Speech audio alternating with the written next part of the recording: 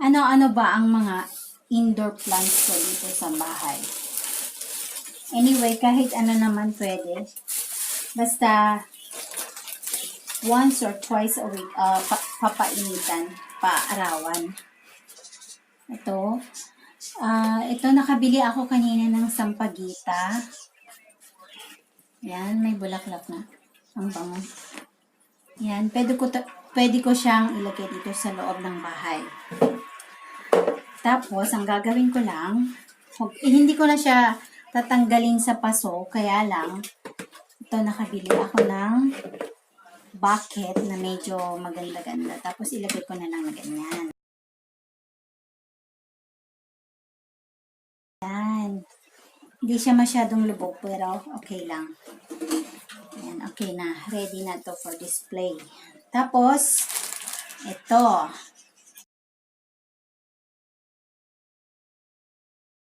Lahat naman sa loob na lang ng bahay kasi wala namang kaming garden.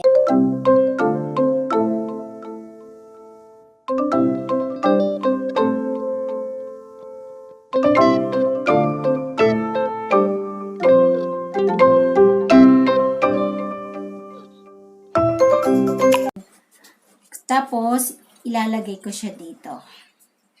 So, ang ginagawa ko, ganun lang.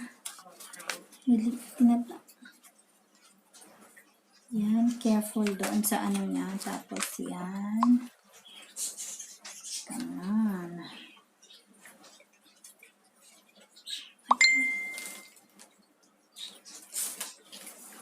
Kailangan lagyan ng konting ng soil para hindi siya masyadong lubog. Yan. Okay. Slowly para hindi maano yung mga roots niya. Ang dami kong plants sa loob ng bahay. Ayan. Ay, mali yata. Tanggalan ko konti. Tanggalan ko konti dito para papasok siya.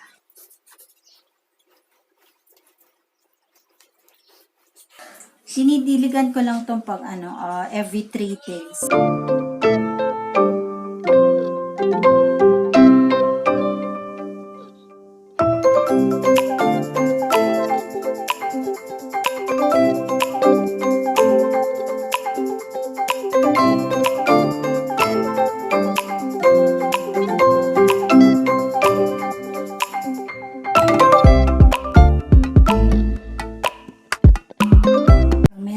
Cute na rabbit. Yan. Ito naman, yung mga succulent plants.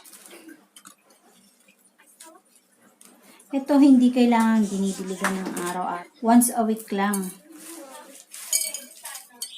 Tapos lagyan lang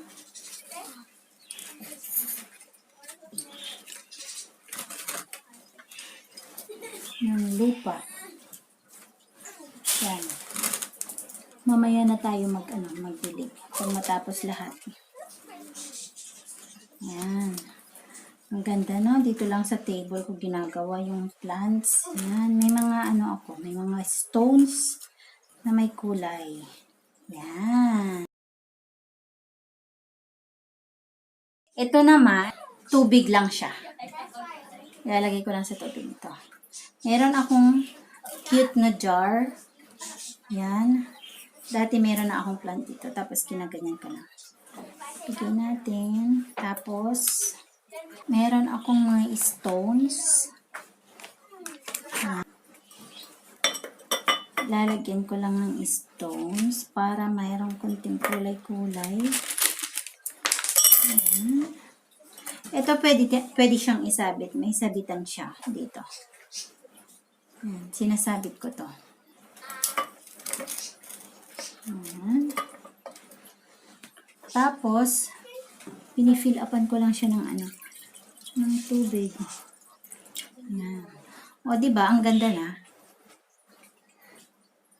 Ayan. Meron pa akong isa. Ito. Ayan. Mahilig talaga ako sa mga plants. Puno na ng plants. Ito naman, ganun lang. Tapos, lalagyan lang natin ng mga bato-bato.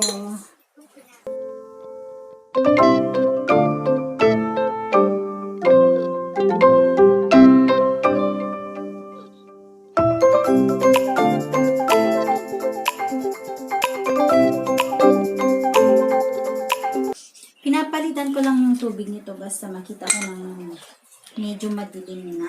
Okay, ang ganda.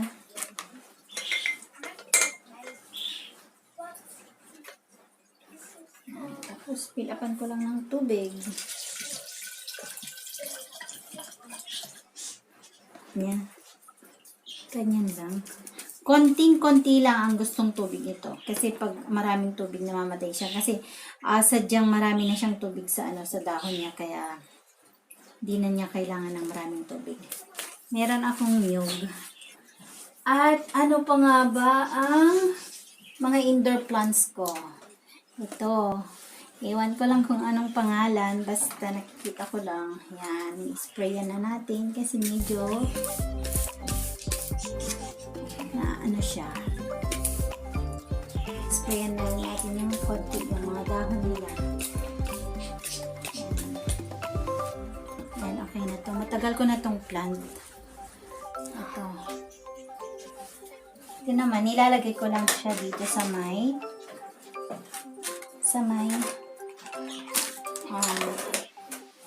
elephant.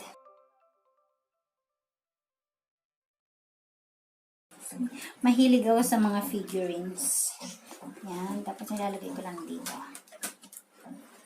Yan. Ganda. Ang cute nitong spray ko. Yan. Ito naman, meron pa akong mga extra na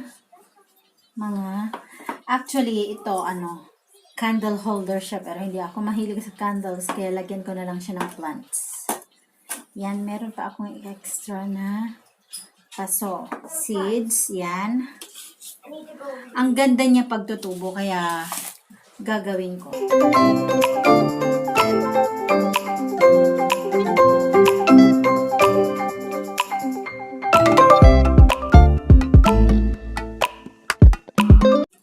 Bird seeds.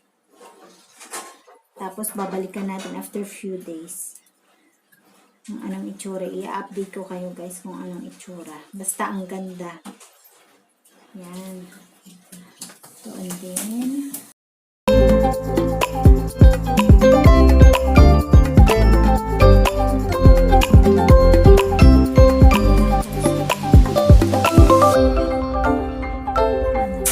Ang ganda kasi pag maraming plants dito sa loob ng bahay.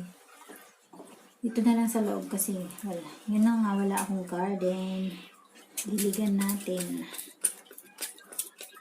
Kaya ang ganda-ganda talaga.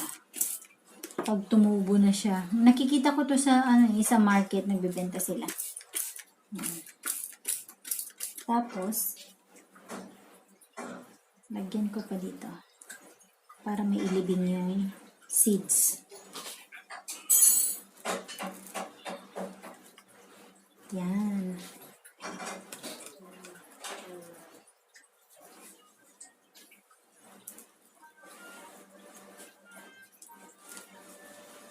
Yan lang. Tapos diligan ulit. Ito siguro diligan ng everyday, konti pero konti-konti lang para hindi masyadong. Yan, pasensya na birds, makiagaw ako sa pagkain ninyo.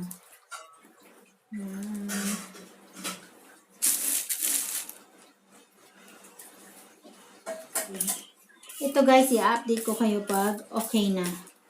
Pag tumubo na siya.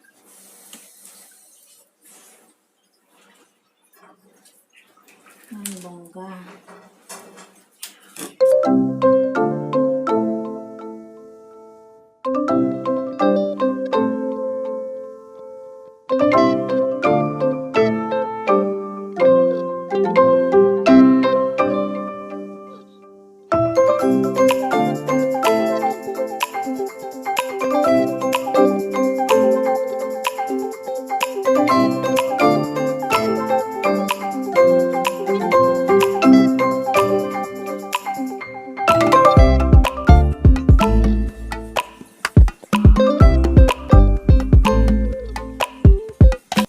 Ito yung mga ideas ko sa indoor.